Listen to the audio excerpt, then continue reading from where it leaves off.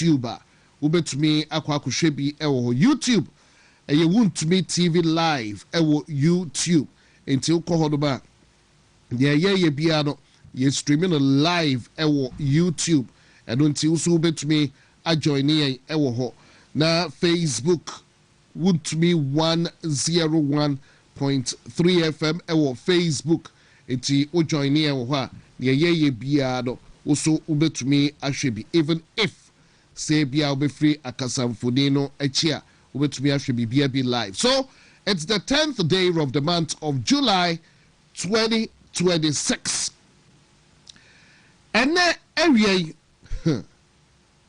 debay ensem ene wo ho me say ochina eyo ochina nyame eya adoma ena NPP fo enso eko na omo akwakoto omo mpanifuo bi so aba. Yes, omo ye mpanifuo because omo so ena ebeboama 2028 say NPP betumi a wrestle power every NDC for ensem sade da bia beka no no mpanifuo a omo so behwe na omo aboa party adwuma no in terms of a year party structuring any campaign matters no ochina NPP for Kwaku choose mpanifuo bi na omo ahwe na bibia koso kama na yame eya adoma 2028 yatume de eya Dr.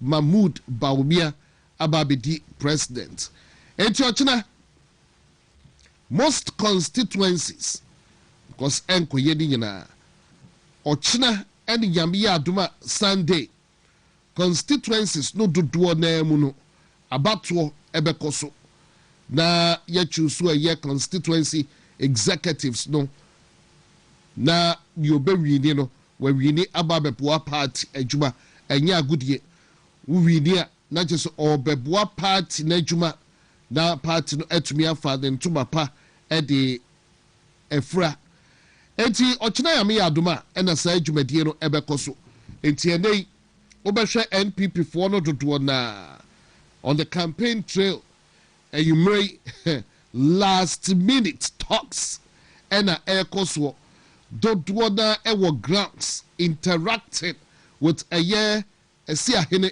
and a tia hene for omo ebesi hene omo to be two hene enti dodo na ewo grounds a omo a year last minute campaign na yebedi ho komo na yahwe de eko said ya ebia yakano no in English of course yes omo air dot omo eyes no mo cross eye teeth no omo air dot eye na for mo cross teeth no eye last minute campaign yebedi ho enkomo kakra ewo dwumadie so mesro ma efidie no enna haya na edru sei no kra na ehu last minute sei no ya na ehu ebi kra na no kra wontumi hu hwe o ochina ewo ground so no kra ya na ehu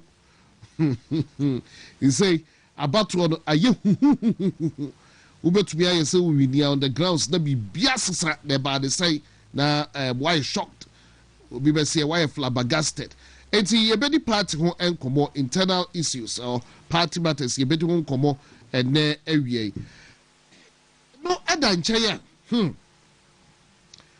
ene national cleanup exercise so after say ato is forcing World Bank edisika pudio Sheikh IC Kwe ebesi the money is big oh na World Bank disika pudio aba say eno eye Garrett projects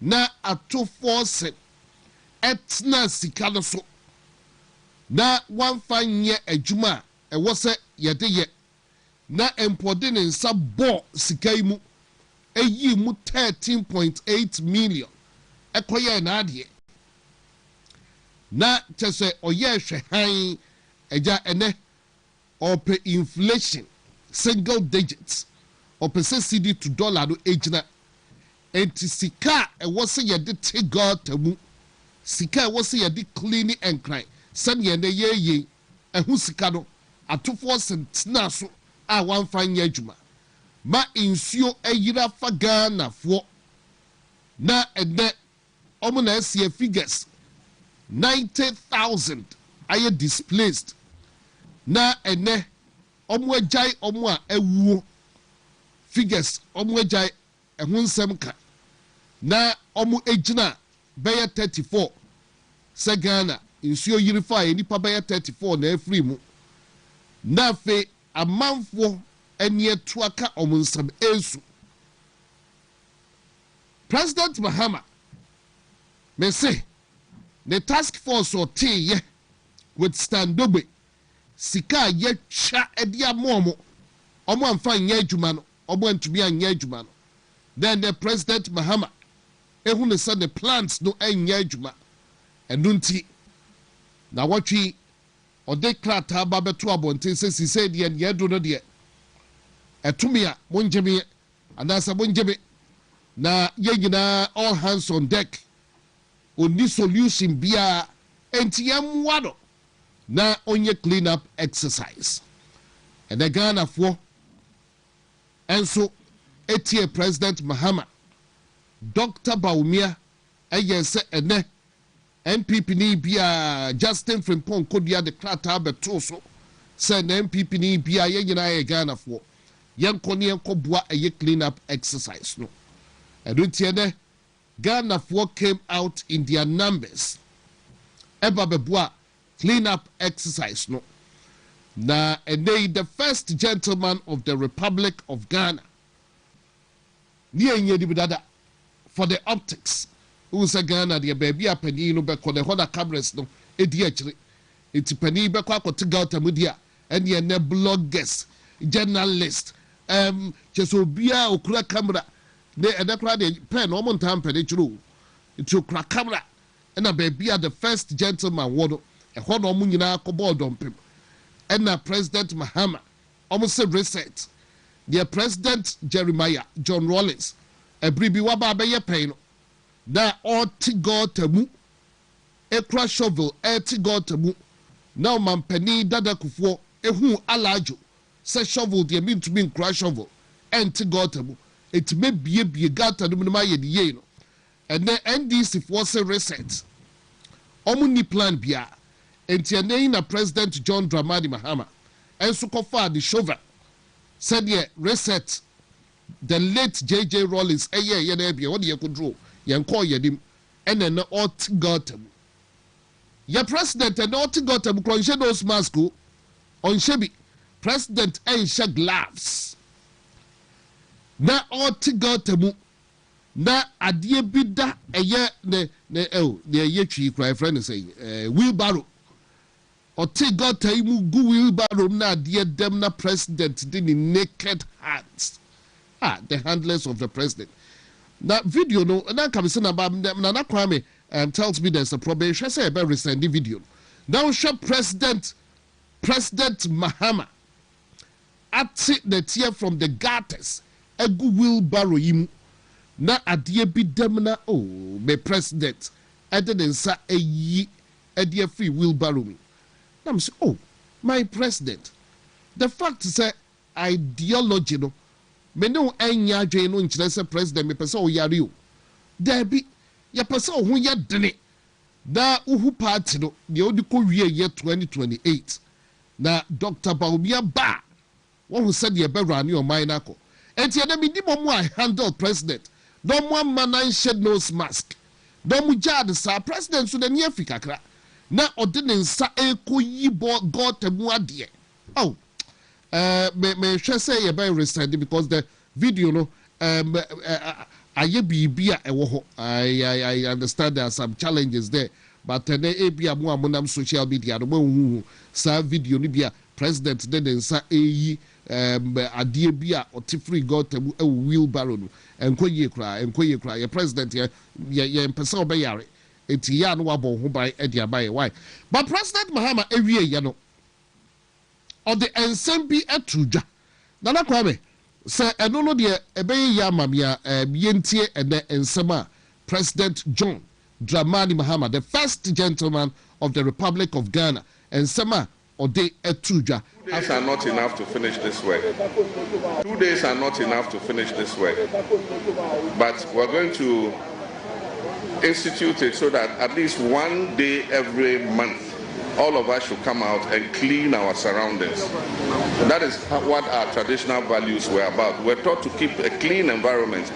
But when we all leave our hometowns and we come, because of the anonymity of urbanization, we think that nobody watches us. So we dump those values and we live in filth. We must change that attitude. I'm also asking the Minister of Finance. He's already released 150 million to help with flood mitigation. That is the dredging of the streams and all that. And so the military will continue that exercise even after we have finished this 2 days. 2 days are not enough to finish this work. But we're going to institute it so that at least 1 day every month, all of us should come out and clean our surroundings.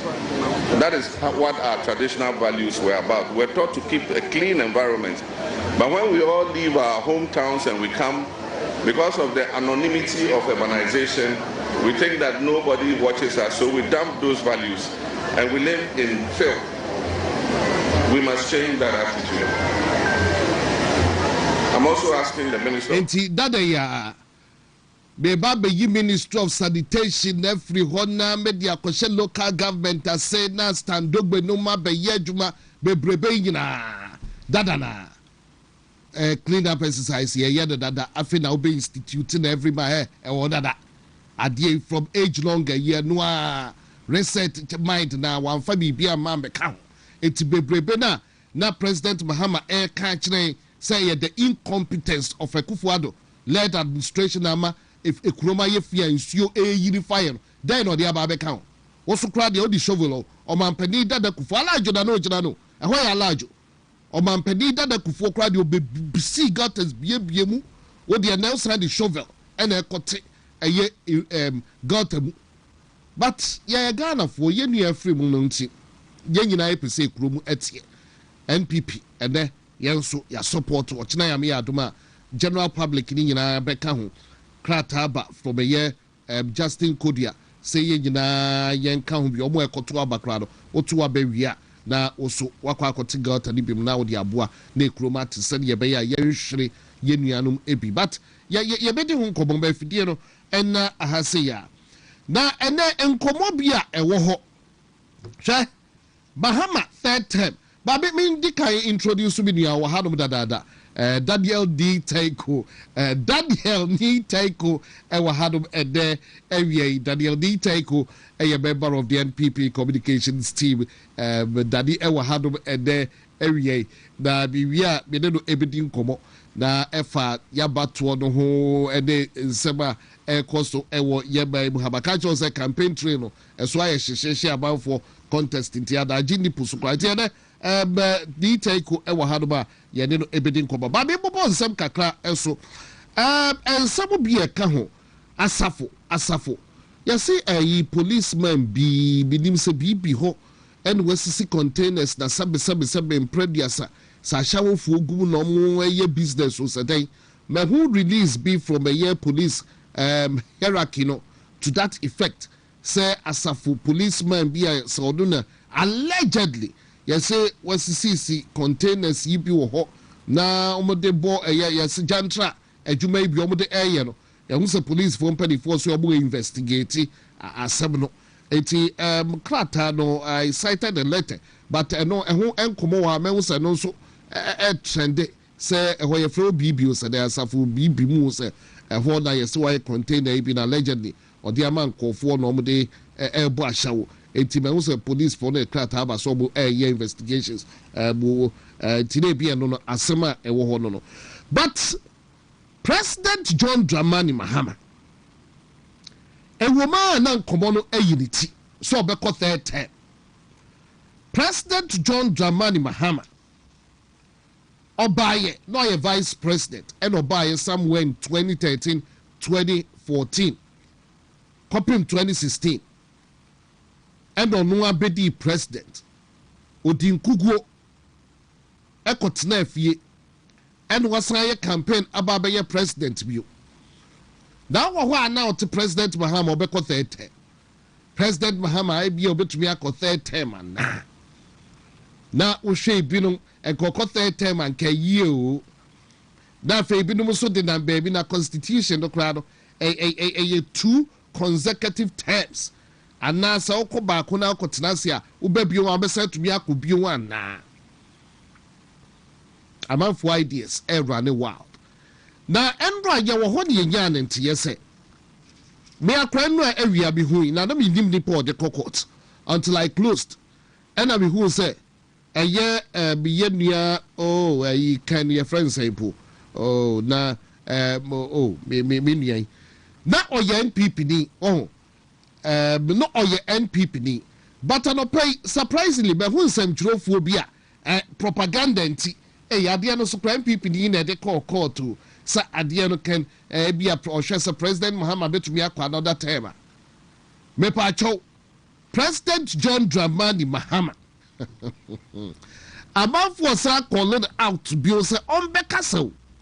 Ombra na Ken Crunchy, that's the name I'm looking for.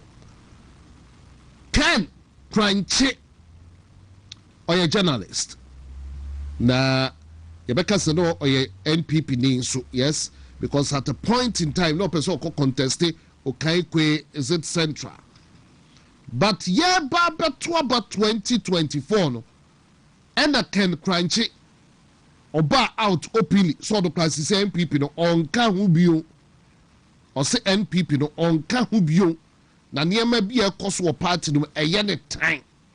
Into your door, crime people no on Kahubio. And to be who some trophobia and I can crunch it class or NPP neo. Hey, obi obeka saachiro nsem trodi bi obeka saachiro bi akacha se wabon kan kranche ono abeka so onye NPP ni bio because never be cause party no me time na kan kranche. This is not the first time I walk court was adie ho wako several times 2018 whatever 2020 say President Mahama nye eligible and they you so court no akwa bi se bwahwe say President Mahama obetumi akobi o na and come a woman aba. But a man for buafu, where the maybe a few minutes. But who write ups beer and pedifo be a throughout to Musa before Bapa? Now, and pedifo be a throughout includes a year H. Kwesi Prempe. Constitutional review a year on an order. H. Kwesi Prempe, but who ordered the write up be on Facebook? And it reads, the Supreme Court must dismiss the lawsuit outright with costs. There is no case for the court to adjudicate or decide here.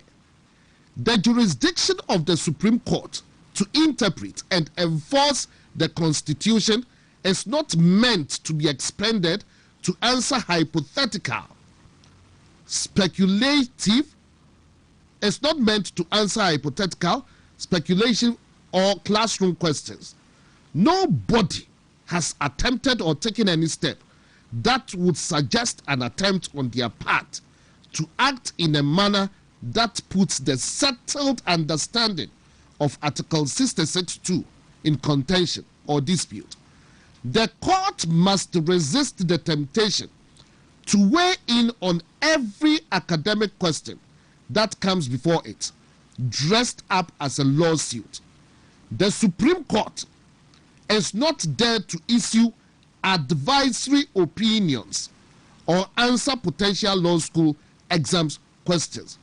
The court's jurisdiction is not properly triggered here. And no H. Kwesi Prempe.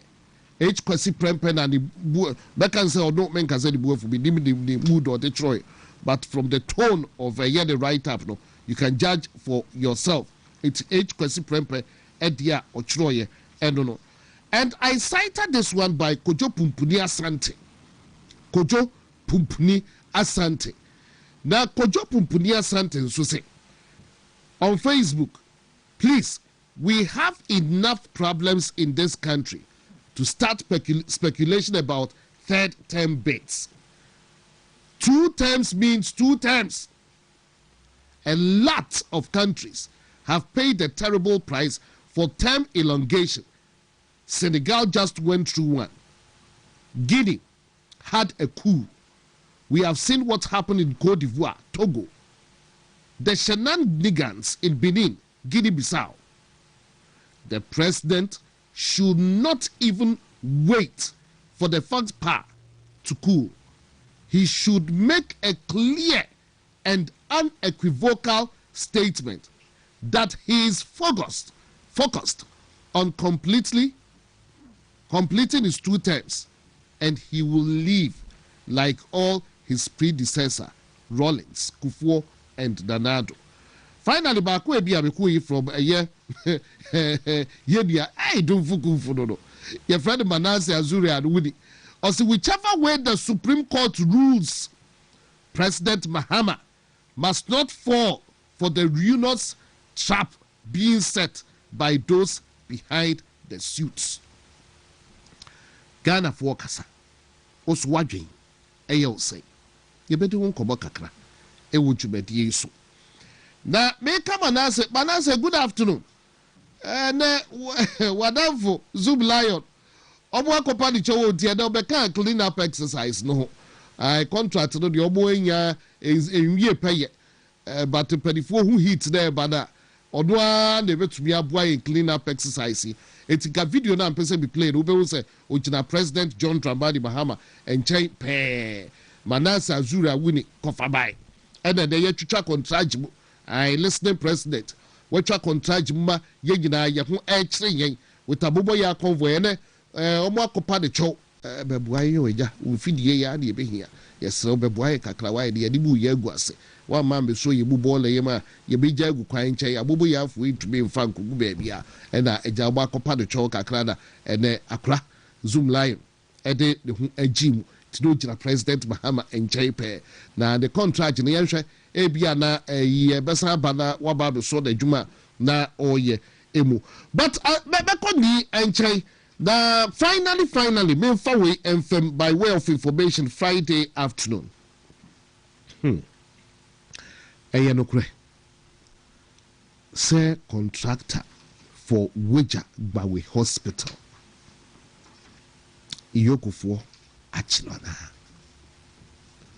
Me pachobo kai Weja Bawe Children's Specialist Hospital. Sabo kai hunsam. Omo a ewo Weja Bawe ekoye ho demonstration se empo niema nkoye ewo ho na omo ma yare a omo nya hospital for omo nko na adai yembie ye na na adunum ye Weja Bawe Specialist Hospital. Omo ye ho demonstration. No omo ye ho demonstration.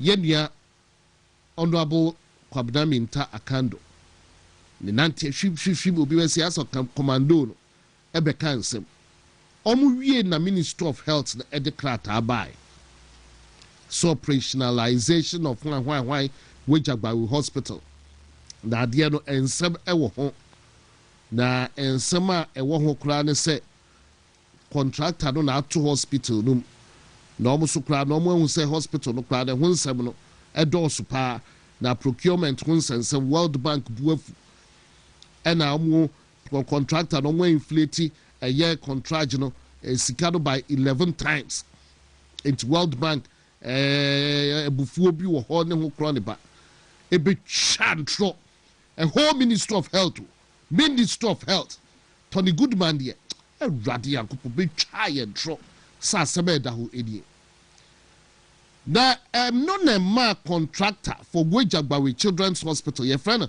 Aweko Construction Limited o kind letter no and an yemshe no and I say hey the Ministry of Health I can't donum and in the Ministry of Health na omo chantro e dia to me so sa and no man the lawyers e chro krata Sagana way and some Ministry of Health of one e kanyina sabbe and I be the key say gu me botom ti na me mbie hospital no na niema bi kra no almost hwa procurement once and some ne nsem World Bank niema bi ntino che say obetwa ntra to me so ye procurement ho nsema adan na mo se ekiremu bebi ena de bufu is omo antwe nsem na omo atwero na ansan a obesi o e wo court ye nyina eti enti contractor ne nsem obeka kire yan Ghana for Aweku Construction Limited and some obeka kire Ghana for ne say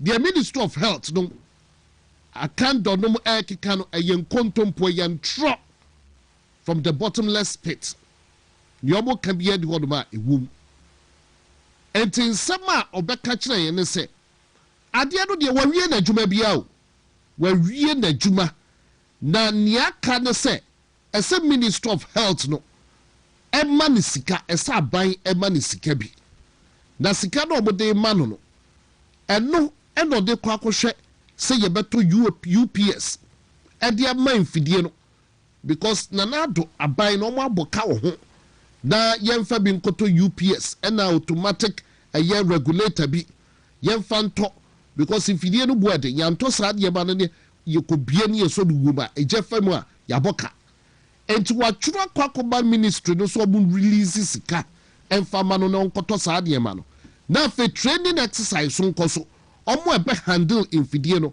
omo eso obu ye training at the mom infidie no so na wabo ministry no mfa sika ma enunti ena ade no konkon ho omo de ayiba ka de abo na yekobie no wom na eja fam na ne ma na sei na bi opeso wie bibia kama ministry no mfa sika ma ministry na Nkansah enu ame wo ho na mesante sa kando se enche ye bebie hospital omwama contractor no free US aba somra ne endin komo endo ayase obuni do din komo afri contractor yi AP akwa yesi yoko no siminie yoko siminie omwachi contractor no allegedly yedim ne ekoso yoko allegedly say wachi contractor no now we are still pressing say you be who at the company because ye yet say omukodi nkomo wie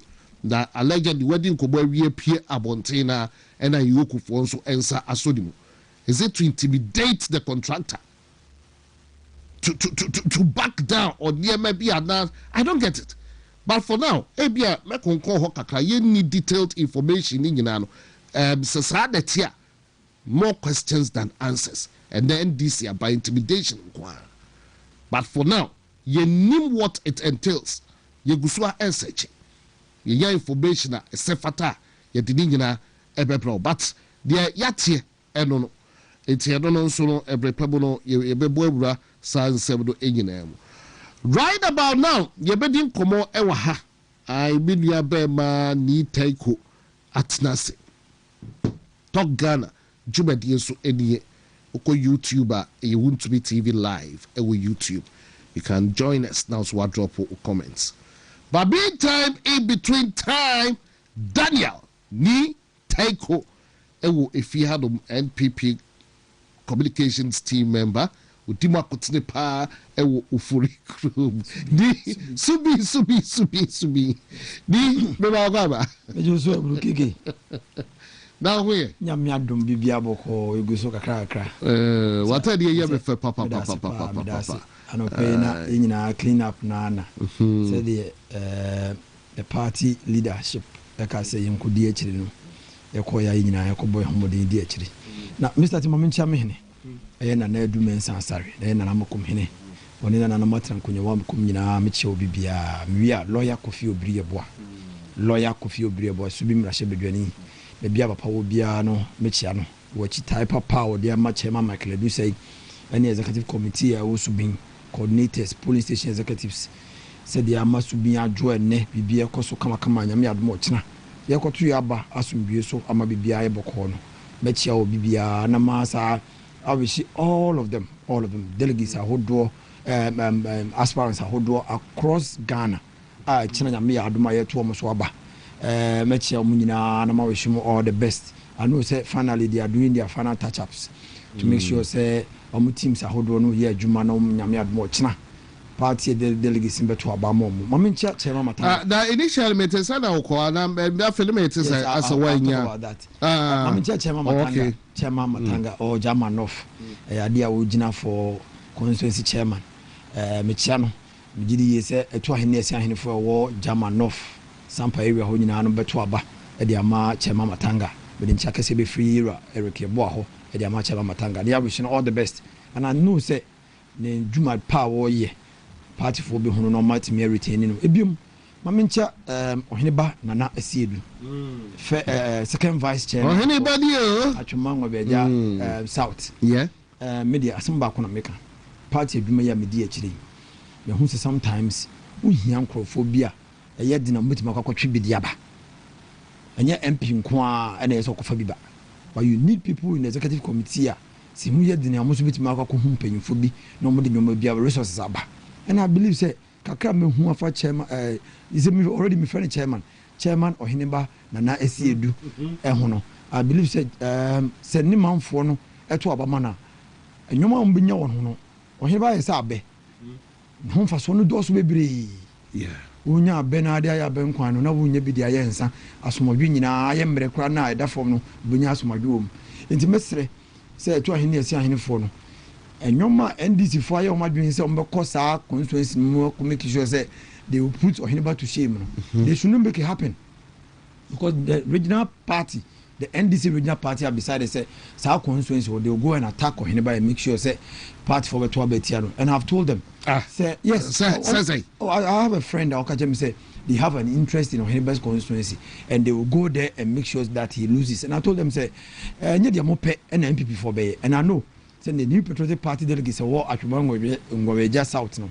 they will vote for Oheneba Nanesiedu as the second vice chairman of the constituency now boa ama ne manfo no so anya so mfa so te bi obia no machal ma membra so bi constituency na minister manfo say Oheneba so no order number 3 number 3 on the yes. ballot And I think say Oheneba dey problem na say kwana me no kunto ko say him say problem say what abua kwa area ho atwema Ngwabeja South ho eno nko na wo kan ho asem de bia say de and for so no mbenye bi no yes I unya wonum ko mu a yes dan na obode wura no ka the constituency ho say and I believe say they will vote for him and make sure say he becomes a second vice chairman and then help the constituency party for nyame admo chena yakwakoto oba now we can about my resignation for contest no yeah maybe is it true yes true at a particular point in time pen for me kasai say my candidate no a detention kakra ne nkomodie bi ne ade bi and they believe say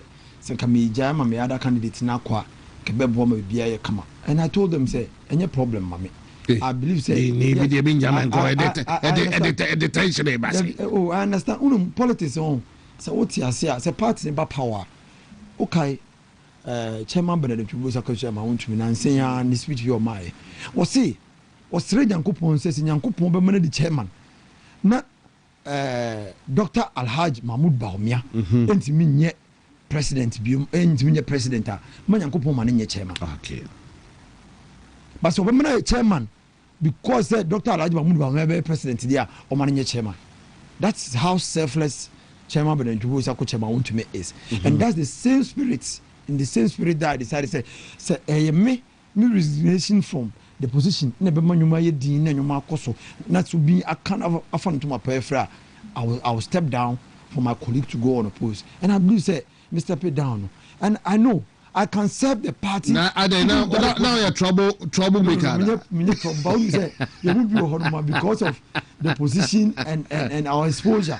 Sometimes maybe some people believe say if you go for the contest it's likely you will win and then maybe contest na what it for ni obi it for no o me na the pressure me ba it's 24 by 64 no man say as now I've even a car mobile kra no 24 kra halfway 24 be na mu meet no when ya da wo sha say campaign wa hado by na but I never compete me catch a party for say you don't need to be a constituency executive before you can serve this party. I'm not from Tiase. If you want to do or die, either they win or the party will burn. Mama me for spirit no coach na.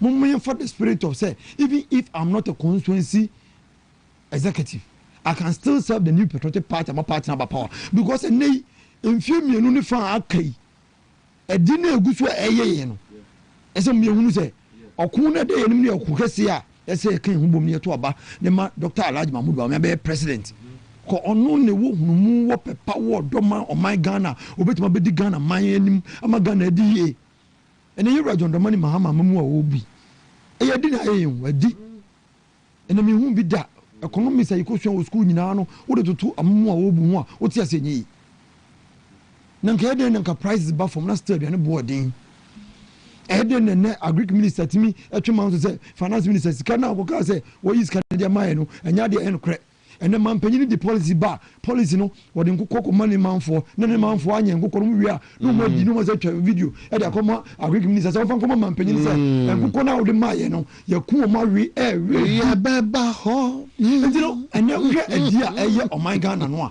ese ja MPP ni bia yem hihie who's a party no ben you nyina say bi obi anya obi awo without the New Patriotic Party without the vehicle MPP none of us is anybody and until nkofo bebre no ano when you resign from the party and go independent you see your smoothness level because who you obi a wo wodin dia ene wo te wo kotra nche content corner so go di mampanya anka wo di but without the New Patriotic Party wo wodin no na anka wonim so obenya no bo say atia perform over 90%.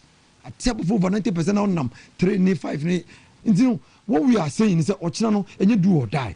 A yadwinchre once a okachra o manfo o strategy odi egu akwan mu a new fresh strategy mafia o mafia na o strategy adi gu akwan mu ene be ma echina to an ne sia yin fo no be to aba ma wana so mo to aba ma. So we are going to celebrate the New Patriotic Party tomorrow. Bampanyifo kan se be se to aba no ukona ko to aba no wi a go and join the cleanup exercise. Your man penny see in Yana, a farm war on my Ghana. Because a name man penny no, and no watoba. And the sanitation ministry no warrior campaign or Casa or Ba or Baba Guno or Guno and Wounds and so. I'm a nipper who crema. The number of people who died, there were more than the ministers who died in this country. So we are asking, say, Sebio, through this flood. Or more. MMDC is libi enhwe han e ma nso dan bebre e piepie free waterways mu e be block nso ma ni pa wu no san go from wu no o man panyi ko ntuma kan che say yen fa your flag kra mbrem from me fa honor these people and we are in this country o man we mu ne yete ene man panyi aye aka che say wo gu sanitation ministry no wo gu no wie ni pa wu e besi ne yen tin ho asem bia o kan fa ni pa wu ye wo mu yankofo ade hie o we are breadwinners of families. They are mothers of societies. And they are no more because o man penny buy ne sise ye boni o di gu akwan mu no ama oyene ato abusuan bi mu a ene o mo na nkomo kodi bi bafie no ene o ma to ba e bi ewu e bi ayira kwa mabusofo ewu no mo kire kwan na ye wi a o man penny se prapra krom ye prapra ya santima mu mami naro mbra ya santima ma se o man penny ye prapra bola de wi ahin ye de ko because the enemy say and now uko landfill site what as municipality here cars a line abobo ya na say line ho yes machine bia say ho enti e bi say yes say ye proper ball ani wi a mampanyini ye fangu fie ho mo na say fanko enfa enti mampanyini if he has lost touch with the people of Ghana, if he has lost touch with Shaya, he will come on Modia. You catch and say, I sent him minimum any other region, but I sent him first Saturday of every month, he clean up. It is handsome work, I say. Henceforth, no, every month, is a Hidakro. If he doesn't know, it is something that is already there. Then we are asking them, say, and no because they clean up. No. Assembly members are who was saying, and the municipalities, no, Amamu Hibaro, Amamu Prayer, Amamu Yomase, Yavajas are clean up. No. Nothing is happening. I said to remember, nothing is happening. The assembly members don't have these logistics. I remember man for the Bible and say, you're very clean up and come to me. It will be a no. If the Oman I wouldn't say one amount to be a wood and go for her so. To sana money be able to pia komontre no than in some wear with dark gloves ebe fa hwibaro mu e de nsa to ball mu a nya wo ka che suku nkoda no a o mo hwe mampanyin ni se mu ko suku na mo pra na se nyuma da gata mo mfa mo nsanyi because man penyin ni sa to ball mu eyi ade no wo hwe ya abrante bia no won nchen ono to ni sa to ball mu so yi ade do di akire sua do di animu enante be yasa me sa video na and no more fans yes the man penyin eyi ni sesia no ye bisa say clean up no is this the solution if you doesn't know some problems here with sanitation ministry and as sanitation models now or the assembly now assembly members now bounty omuntimi ntwa na mobian fa no avenue to create jobs se man pagini ni mo and now say you feed Ghana brigade kosi sankophobia uhu omo bia utu say o man pagini ko say omo feed u say omo na ba feed Ghana sankofo na o party fo na uko say omo green ya omo ye match pass no omo na be feed Ghana na green Ghana brother nyankopon me abotre but what him ensanfu bia beka no say ndc for that chance edi omo afa Dr. Mahmoud Bawumia picture si say na omo anim agu ase na omo agu say omo apep President Mahama cleaning no anasa flats don't need solutions no and then obehwe NDC platforms na omo afa Dr. Bawumia picture. That question omo bisa, did this man take part in the cleanup exercise? Omo na bisa we say Dr. Bawumia. As who? As who did he take part? That when take part abo bende. But you have tax man Dr. Bawumia sisiana. And yet President Mahama and the catcher is so solution so basic flats adokwai. Na mo my lucky. President Mahama politicized. Na Dr. Bawumia odosi yengina all hands on deck yenko boa na ne wanko bia mane butu abu tax man me pacho keke enyuma ekoso ne eja yenyina ye mhihie se opanyin no na odi Ghana man anim no be bia odi ye kohwe no ye sere no se ye to obama o na ye de wo kohwe nko a emfe nkohwe wu ene man panyin nhihie ya odi agu akwan mu ni inactions ene resulting in the death of Ghanaians, precious Ghanaian lives. No, yes, and say one for a chopper be and Magana mindset and say, oh, the begu akwe and I say, the inactions, no, the idea banu. What's that gonna for say? Young for the bonnet channel. New year, yes, and say, and sanitation issues now was a Siano. He should create jobs out of the youth, not youth, no, and yet you manye contractors be bring gatanye because and then couldn't be one crama more gata new in Sota and I'm calling money and I'm kofofi. I then would want to see what I ways no municipalities now would want to I'm a calling man for a baby and no said dancey. And this is bad my mother say, oh, me jagana for me a near pay. Now you may jam or be a no pa.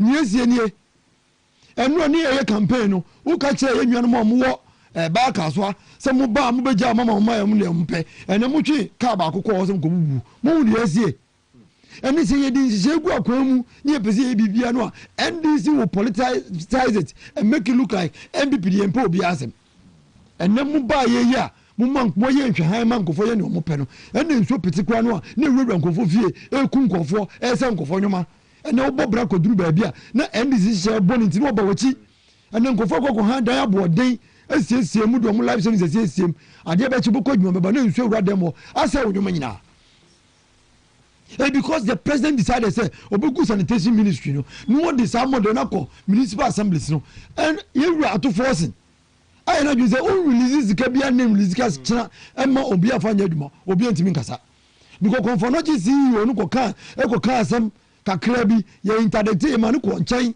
e ma ye suspended for 2 weeks man one is odi agura wonya na dwuma biom na DC ya na MC ben and bit challenge the policy of government. They cannot do anything. Omo president omo mampanyini ye mampanyini His Excellency John Dramani Mahama and no ma ye ni se boni odi agu akwam and ni actions no it is costing the taxpayer their lives their businesses and na bra Mrs. Wu Kwaku to bibi and wo to car kwa African ya ezo we ni ye wa we abato car nsu afa no wo and wo to aduane African and kan nyoma bebre wo no ma wo to afri wo no ma wa we ni ye no wa investigate here you buy something and nsu afa no wo people are losing their life savings because man panyini ba ye and say go de go akwam no and mo Ghana man but you better the next president of Ghana His Excellency Dr. Alhaji Mahmoud Bawumia better na say say wakache the party say me hwe say NDC na wa ban mu me hwe say his excellency John Dramani Mahama NDC president and as a president of NDC mu ne bae na mo yanwini Ghana nyina ho say cleanliness next to godliness enti enko ne enko bone chidom ne mo ne clean your mind but the can say 1 day or 2 day clean up will not solve the problem. The problem is engineering problem. The problem is leadership. The problem is making sure you do something. President Bahama say a engineering problem. And no better na kuya so therefore say a engineering problem. Nanado to so do say ade no engineering problem. They are incompetence no credible. And no better na kuya so all of a sudden a engineering problem. Ade ba kwa you want to say the people of this country we have chosen democracy. In other jurisdictions, we will expect His Excellency Dramani Mahama by now will have tendered his resignation letter. Say, "Adwuma no wontimi nye."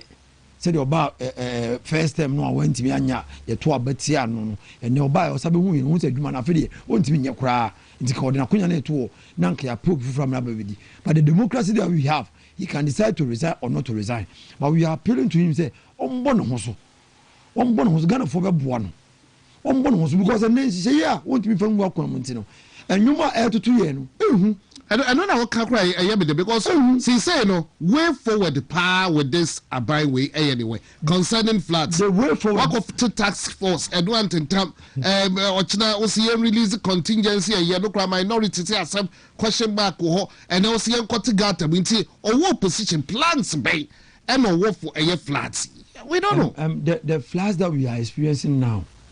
And then can no the aba be something na abie ni ba ba santimem ho a ye medede bia meka ye won kro bi o manso enclave ye won kro bi o amanse enclave ye won kro bi wo hormo a because aban ba ya won kun galamse no e bedu ba bi ensu akese a galamse fo no a chenyi ne course ensu to a ensu no betesi kro ni bebre mu abipa kro ni nyina afri o nkron be se ebe bi pe nkron bebre afri ho because of enhwehan a ye man panyin bae waye na me ayam hihie Germany say ene ye man panyin bibie ni won ma wo to na mo afa ho enwuma o kan na kese in opposition nyina no oba ba mu on to na mo afa bibia ho na every now and then we are asking say how many people more would die before the president knows say enwuma wo ye no anase hwehan a wo ye no it will cost the lives of people and then the investment and kofo bebre aye.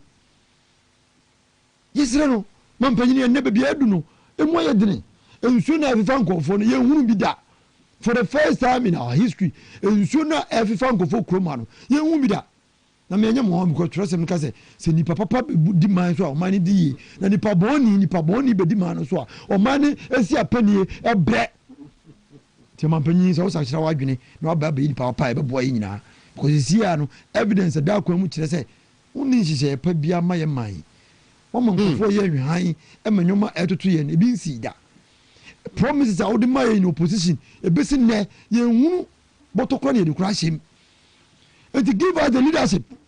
We say the leadership is everything because so what you 10 na say dwan ene di omani mu a omuni aguguduro say dwan 10 na jata di omani ti the essence omani nya den na wonsi nkete say obeboa ne man Ghana for the second time no nya say wo constitution nkofo achi ekato omu say omu ko test the law e to see prime pass ma wo kanyana ne say Emma for we see na me to ade kakra da be san ade ba ebuku esema o chori nyina no we assembly do kan say mo obi afa nkwase asem nko Supreme Court the edge go see prime kan nyina no and say obi afa nkwase asem enko Supreme Court ko Supreme Court ye afa nkwase asem nko because how omu ko test say is Excellency John Dramani Mahama every man ko tell them or not sabio wa we dwini sa adwini bia nkwase adwini because you want this country to burn obi abadwini sa adwini bia no mpe peace in this country because we have seen evidence in a lot of countries Mampany yo madwini so ko tell NCA babi wie de enko edo eso babi wie de enko eno so bo kan madwe ya Kwaku see edu katia o say any idiot can go to court see edu katia o say any idiot can go to court na ni kanu ene nsuo yiri fa baby a yehu bi krada and then akase na AC because the Sultan Crest ye dredge gates no ato force and fasika World Bank for the aba say yɛmfa say adwuma no nyinaa no release ɛna ɛnɛ yɛnnuanom bi afiri mu yɛayɛ clean up exercise na ni ɛka no badwe kò si Summer boy sɛ nansɛ wote sɛ nsuo yi afa ɛyɛ kuro no ɔmo sɛ chairman wontumi na ɛyɛ adwuma wɔ hɔ but chairman wontumi ɛyɛ adwuma wɔ hɔ court kora ɔmo kan baabi a ɛnni sɛ ɔmo kɔnkɔfoɔ ɛdidi n'asase so no na ɔne ɔmo ko ɛsi ano kwan ɛne NDC for galamsey left right center ɔmo tu galamsey no saa ɛnɛ mo nkɔhwɛ deɛ ɛsi wɔ Summer boy ɛnɛ hwan paa na ɛsɛ nsase no chairman would be even in court. Former minister can say, "Ono kwa wa yadi." Say employee no cost no ono ne complaints a report see illegal mining no ano crime. And then illegal mining no. Ati say ajinsemu eti enema woni esi Summer boy under the NDC. Enti ye nyina yete ayede yani ehwe ene clean up exercise akoso sɛdeɛ na yɛdi ho enkomo no na mento adeɛ kakra na yɛnkɔ other matters so Kitima Herbal Center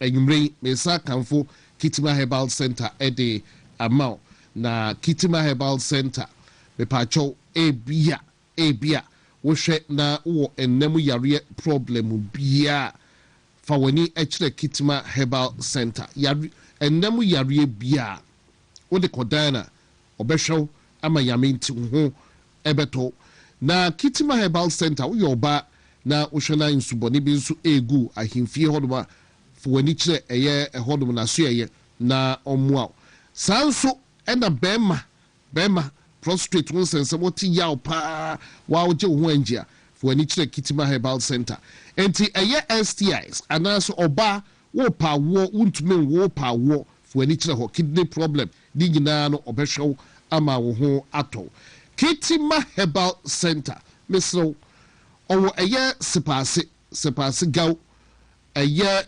nkawie kwan no so hodoma wuya dru eye sepase gaw a na wabisa so pe Kitima Herbal Center akodakra ebe kire ho enti misro konna ko hu doctor yaw entry ko na ko hu no na doctor enshow kama say bia wadwe mu kra na wanya problem bi ana social niema enkoye psychological damage bi no kra de ba kona ko doctor yaw entry ewo Kitima Herbal Center na doctor enshow kama the telephone number is 0246 914717 0246 914717 Kitima Herbal Center osia nije bebefie tatashe sanso ana emulate herbal supplement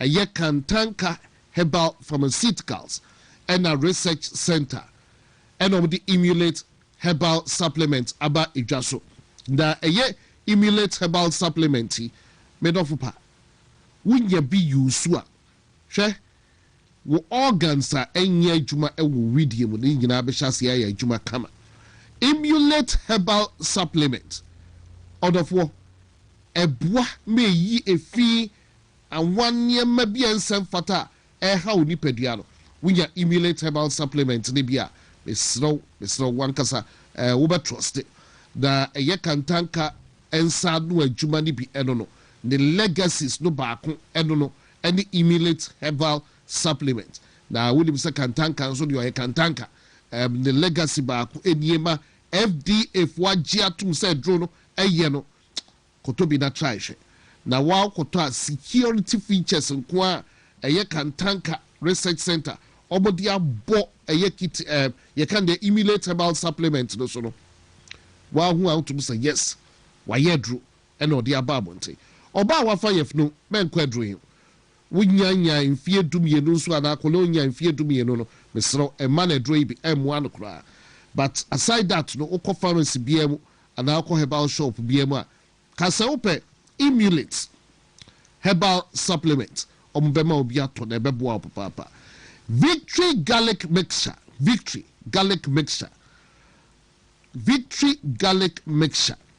garlic edina e wo make shay mo kra no e no na kire say ukoto edro ni bi because age long garlic she garlic is very miraculous na victory for the garlic aye mixture sebra beto bi no woni bi ma garlic beto bi aye ma wo ya ko bisa India fo de enti obo ni je obo garlic ho garlic di no e wo bible bu tete bre no mo use garlic e de so obo ho yare e na victory the garlic here aye mixture e de ama wo nan na aye titriti no wo nsa wo kon wo de wo be aye titriti no use aye victory garlic mixture ibi nan say untumenda medikum mintumenda kona kope ye victory garlic mixture bi wadi subru wo ye victory garlic mixture oba wo fichi ko ho ensem victory garlic mixture ena beboa wo ko pharmacy bia including PFA pharmacy e wo Kumase Colinac Herbal Misty Herbal ombema victory garlic mixture bi ato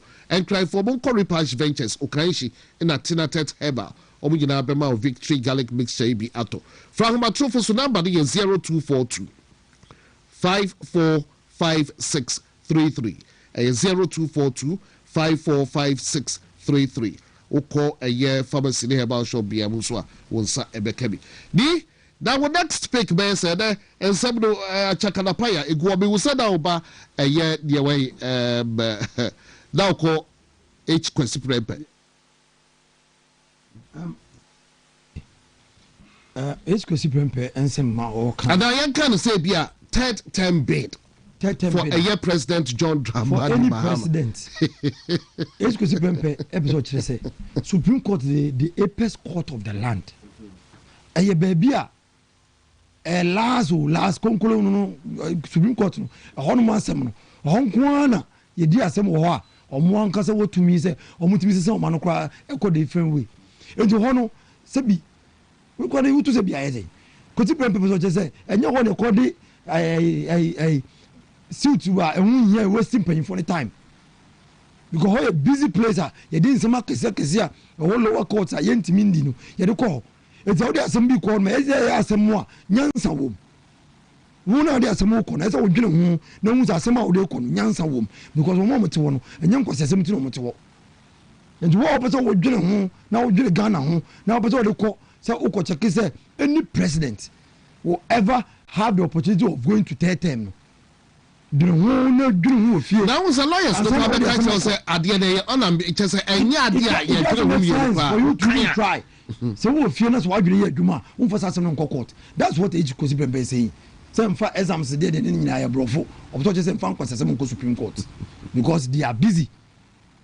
The court is so busy for serious issues and don't go and waste our time because Ghana will not accept third term and Ghana will not bend because of somebody's ambition.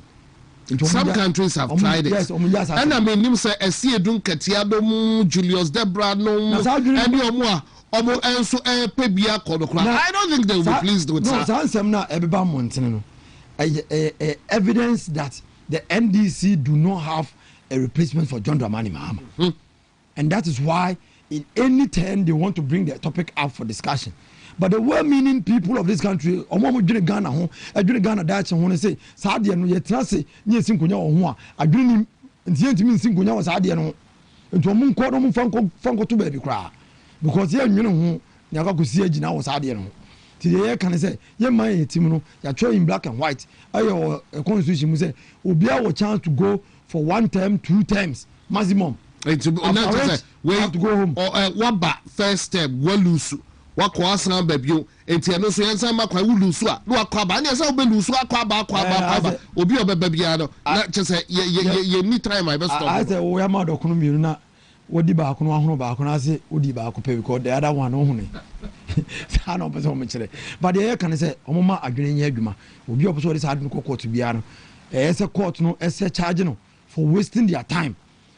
The sittings and everything, yam court no mbo sa ni pa chronicle because mambo for si emfa no ntunche ni mbra mampanyini amamu ni asetena oni atena 1.5 years yi ahomete sema ekoso ene migusu ameka che mampanyini se wo opposition mampanyini who call the Bono regions of Ghana, the Bono and the half regions who say wo mo say wo ba wo bete cashew authority amomo ni ya to cashew say de to kokoo no and the episode mampanyine cash you sense na kosi say cash you near turn over 2000 no and no member than match fie and then member be no aja mu cash you 2 because the cash you 800 cedis no and go for ton kwa no people are not buying and go for be no mu cash economy or mu manage cash economy di bo mu bra e wo cash areas growing areas and no mu nyina ya mre omu fie no mu sia mbo so mu to aso capital mu ko semu e ko dodo ase ne ade nyina no ayom ka. And when you go to the Bruno and the Hafu areas now, and then go for the Brenois out of form of Mutifie, Cocoa for a community, Cocoa show money since independence, basically. Na Afeba Coupe, no man penny, Uko a Germanzo, near Tesua, and to win to mean to see the cocoa farmer for one growing season. If you say take Ghana, go coast back Ghana, Cocoa for national money, this economy that we have. It has always been sustained by cocoa farmers. Your cocoa farmers, you know, must show your money, every single day. If you have a cocoa, no, your man so say cocoa, born about 4 more. The essence saying to you, what do you mean cushion cocoa farmers no, for only one growing season? Now, can mean for the next season, say, be a born cost or a crime before so, what do you seek back? No, Kojina or Monima catch or Mose 3,100, less than 2,500. You ask yourself, say, if this are mathematics, no, one a chair or more, everything there, Mintiasi. You are around Yabe. Tintam, office chairs, go see a foam. I go catch a cocoa farmers and say, Tamani, 3,100. Our more is focus on 6,500. And now move to 2,500, 2,500. Or more ye cocoa farmers in favor. And the cocoa farmers are still there. So they make a change in Mamu do cocoa. And them cocoa no, and the baby no go bottom go paso, a besinano. And your man penny be a dream bonnet, and a man a moon watch more. And Sassy John Domani Mahama, now dream bonia or de manage your mind, and a man cocoa grow mom cocoa besin, yanto, a more yato, LBC's phono, cocoa catch for in a Johnny Nano, or move Johnny because of my zero, or move a Triamuka and ye. Bank vouchers who are moving to Moon Johnny free in Cranas and Tenem cocoa. This meaning some kind of bamboo. Some kind of President Mahama now the kind of buying food say. What is it? I'm a more fool. Yes, I'm 1 year, 4 years in town. I think I catch a gun of phone and say, you choose democracy, wait. And no cocoa farmers are you can't touch them more. And no Munano, Mukoje Bosaya, Mukoko, for ne, Munina, Mogo, Senano, 2028 to Omamo. So, Mubet Makacha Mampany said. Mampanyini asama woni yendi hunu krenti 2028 ye beto ba tiawo ene party fo a mu ye nhwa hwa akoma mu triple ye etre fia mo anto aba no ene ye nyina ye nimisem because mu se ebrobu na ye de na dokunda so ye 7 series and the MP na dokunda ye 7 ene mu se na ebrobu ke ebrobu wi na kan ye to dokunda 3 series 2 series ye de na dokunda so si 7 series 8 series okroma amemu no wo bu no ye hunu ba bia. We don't know the direction of this country. It is so pa. No could do pa. No we the nyambe and then military academy na yman penyin di enam. Who person who adu anwumra. Kojina ida say labor and na kojina am run about. Never Ghana for 90 free adum ebesin ko tech. People are working because of ko adum no. Sika wonya when I just say they fuck out short because of the negligence of the KB boss. Because the wiring high wonya na just say obeto na monti and then ko besi am run about. Near for say no ka janshi. Near for say take as ko so na ko krum say na wonya. Wo ko krum say na wonya ntin ko for training by force training. And na man penyin di Ghana for namu and them ro for nyina nam kwan ko aduma no pa wonante ne na so no ko fie. This is how bad this country is. And then MMDC is in your job pay. They are taking over 30,000 per month. And you ask yourself, say, dear no part of money by localities. You be seen Okwa, and the baller, almost machine, they say, landfill site. And a baller for your sunline. The health of the people are most enclave. You ask yourself, say, and a moment who to found. And the KM boss, the ABC say in so particular Caribbean, not central market, Kwan Munina Flade, not Gatas, or Nina Choquintino, no Flade. What steps are you taking? These are opportunities to create employment, get people to do the job. No more boom, Rasono. You haven't quite before, you better charge you to pay this youth. Why are you not doing something about it? For the first time in our history, in so particular, not so enclave and Zunina for Unina. Then you have a KM boss. I want to be one way. And no more no man penny buno and no the regional minister so too and no the MMDC to the mino be bianco so amamu na ne NDC bu no bibia nkoso edu so no pa no wasere onyankopon say ne on fo ntwa da no because and NDC dey so da ban ya die be ya onu hu ne be ya nti be say mampanyi say enam democracy ye nyina ye choose nti no ye da no ebio mampanyi the security of this state we are asking you eye den na manfo kate ya to school park nti tax etimi ko school ekobo headmaster etututu yo park so wo tamale eye den na sade nitimi si wo kroma no mo why are your police why are the police so incompetent to act when teachers are being attacked in this country? How much are you even paying your teachers? You teacher for na katwese na wutu omo enti nkofo timi tam choko school e ka se ya to school park headmaster so ompene ne to na etu no so sa. GS is quiet. Nat is quiet. This country is not turning into a banana republic. And some of us see Kroma Bia Yebeka.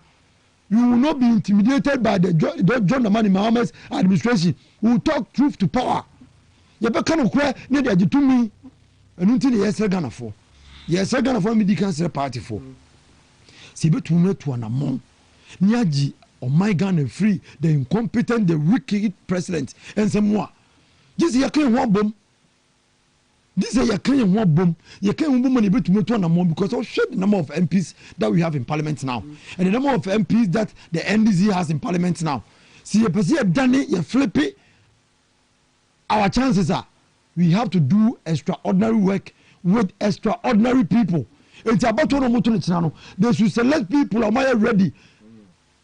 You are WONTUMI and no conscious so as some kind. Was yen to ba man crofo a more time almost dedicate to brand new music no bibia ama your party near extraordinary work to make sure say Ghana dey see ye flavor ya kokoyi no da meka this is the most hard working vice president we have ever had in this country. I watch say bibia chere say na oye o mampanya be de chere kwaro anama no wo to the body mampanya echi dom chere say enne obeta benwa no so so lead this country a obelidi akohwe nkwa enye wuo yi a ye mampanya he says so John man lead here towards and the youth atoba enura mete say ayamfre obi eye washing bay na okotutu amna ho e obi so wo hu gold ho asset no anwumre 12 now people don't have any work to do, so any opportunity to make 1 cedi or 2 cedi, they will kill themselves for it. And the youth not to bar it will say no air coswa and ordinary. Some company for police for soldier for look at the numbers that come out say yeah pedumaye. And when you see the numbers that are coming out, it goes to show say the deficit with employment in this country is so dire that the president must do something about it. It is not about doing something that has been done and it has failed. So what is it? Brigade, you tried be in this country and it failed. Why are you repeating those things, those same mistakes? Can't you learn? And now youth in fire service assistants, youth in police assistants, youth in they are all not being paid in this country. Ejade na wo say ba beti feed Ghana no what brigade akosho mu green ebra wo nim say wo nim sika obetu am ka ebra wo nim say wo finance minister yo bi a wo yi sika fini bottom de atwari paka amani panya aduane adia na ye ne ya internet because of Ghana looking good on paper people are dying. Poverty is chasing people every now and then.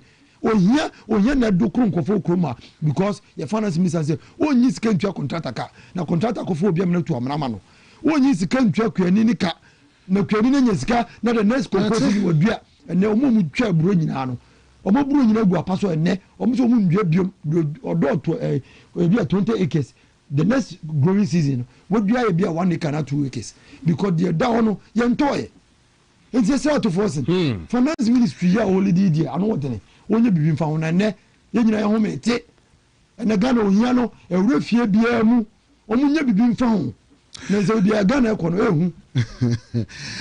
Hey, Daniel D. Teko in the house with me this afternoon, Friday afternoon, firing on all cylinders. Now, this is the picture, current state, a country called Ghana, current state of a year or minor, and a paint picture at the amount. na wote baabi na ɛsɛ ade no nkɔ third term you wonder sɛ ɛno nso ɛfiri even say be a constitution no koraa no yɛka sɛ adeɛ no ɛnyɛ anambigya na sɛ ɛnyɛ wo hwan no yes ebi akɔ court ho can crunch ɛsɛ yɛkɔ court for a year interpretation but yɛhwɛ deɛ supreme court no ebeka yɛwɔ ada matters wɔ ha ebi abɛtɔn adeɛ kakra bi ɔno basa ba ɛyɛ ndi ɛnkyɛn nkokɔ nketenkete nsɛm yi ɛwɔ hɔ wagyagbawedie ɛwɔ hɔ bidim sɛ bi a tribunal so no ɛbrɛ bɛba yɛ ho kwan na ɛno so ɔde aba abɛtwiba nkokɔ nketenkete ne ɛyɛ hospitals yi a bidim deɛ ɛkɔ so wɔtɛyɛ wagyagbawe ɛnsɛnsɛm yi no deɛ bɛka kyerɛw sɛ sketch kakra but yɛbɛhwɛ ɛbrɛ bɛba ma yɛbɛka tribunals no nso ɛdeɛ ɛho ɛnsɛm kakra na ɛnɛ week ended sɛ ɛyi hiv o sɛ yɛ cocaine ho nsɛm australia matters na wɔtwe nsɛm ɛwɔ mu paa nti mekɔba neɛ baabi a ni ɛde bɛfa no na yɛahwɛ ne nyinaa but since no wɔn sɛ na meka biribi de akyerɛw sɛ amanfoɔ ebisa sɛ ɛnɛ nti dr baomia koraa no ɔkɔɔ bia na ɛnɛ yes na abɛde abɔ so sisei ne sɛ dr baomia nsuo eyiri fa yɛ nuanom no ne yam hyɛ no ama ɔde mmirika tɛntɛ ɛkɔ hɔ na ɔkɔɔ yɛ a ɔkɔ sympathize yɛ ne empathize with ɛyɛ ɔmo a nsuo adi ɔmo awu no ade kyekye sɛ ndc foɔ no ɔmo wɔ ani ka o deɛ ɔmo bɛ posti yɛ a mehu sɛ senior lecturers bi ɛkaa bi ɛwɔ kurom ha ɛne sɛ anasɛ dr baomia koraa so ɔkɔ no wakɔ sympathize with ɔmo a nsuo adi ɔmo awu no na ahofadeɛ na ataadeɛ ɔde kɔɔ hɔ no na ɛnyɛ na ɔhyɛ sneakers ɛna ataadeɛ na ahyɛ no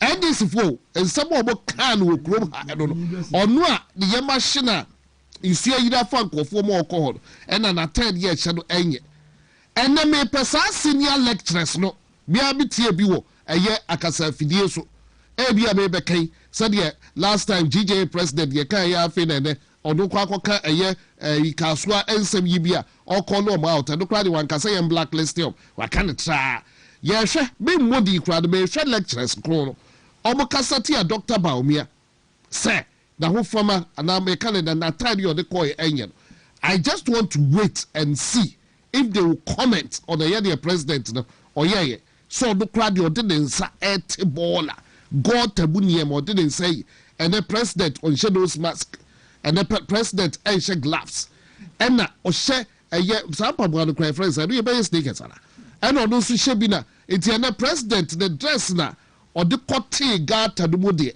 ɔmo a na ɛka sɛ dr baomia ne dress na nkɔ yie yɛbisa sɛ ne president mahama ne dress no deɛ yɛde te gata mu wɔn ana na ɔno nso anhyɛ wellington boots ni bi ɛnɛ vice president bɛhu sɛ ɔno nso hyɛ wellington boots oni nose mask oni gloves ɛno no mo a mo criticize dr baomia no ɛnɛ dɛn na mo bɛka ɛnɛ president mahama ne vice deɛ no koraa deɛ yɛ west of koraa kyɛ dr baomia deɛ anamo kɔ ɔno deɛ ɔkɔ kasae assembly si no kɔɛ bɛn na ɔmo ɛte gata mu dɛn na mo bɛka deɛ afa ho enti mɛba yɛbɛhwɛ saa nsɛm no ahoroɔ no a meka no yɛbɛbɔ mɔde ahwɛ ba mekamfo a yɛ gasto mixture ɛde ama gasto mixture ɛyɛ stomach ulcer aduro bi sɛ kɔ na kɔpɛ bi akyerɛ kwan gasto mixture wokɔ pharmacy bia mu wokɔ herbal shop bia mu a wo nsa ɛbɛka bi gasto mixture typhoid fever ebia no nso ɛhaw adwene a kɔ na kɔpɛ bi akyerɛ kwan ɛma me na ɛbɛboa wo papaapa ɛmfa stomach ulcer ho ɛnsɛm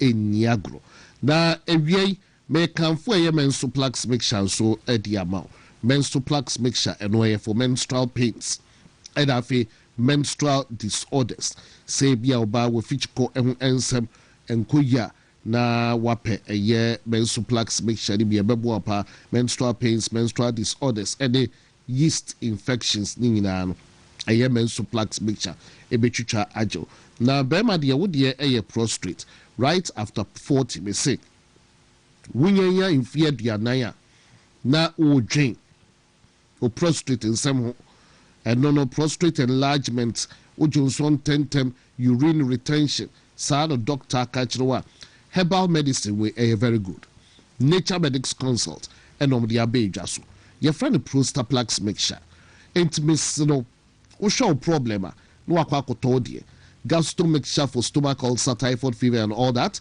and your woman suplex mixture or by which ko ensem no one no menubi bema odi prostaplex mixture pharmacy be a herbal shop be a non so nsa ebeka sa in Ruibi Furniture Medics Consult obuna kofaba number no 0248 778899 0248 778899 your Ruta mixture ewo Ruta mixture malaria edro your Ruta life ewo edono so eyu widie mo efibia ewom and your Ruta tonic so ewo for typhoid fever inti Ruta mixture for malaria Ruta life for detoxification efibia wo widiem senior organs ni nyina be adwuma kama sanso na Ruta tonic typhoid fever edro and on Ruta natural products and no ko na kopebi echira kwan na wunya bi so ebebo apapa enti ubetumi afra ho matrofo number no ye 0244 485 632 0244 485 632 wo from omo ebejo so kama na oso okowani ni yabaka kakra o na fe ebia biya hwe na ene baka cho se bi ne eye Daniel ni Itaiko ena ewudwubadie so wodim so ochina ye to abakase pa enti as of now no dodo na so eye campaign ne me nua di Itaiko ewa ha enti ye hwe niema ahoro a ewo honom omo eye campaign by now heat no ginam to be can the last obi tian last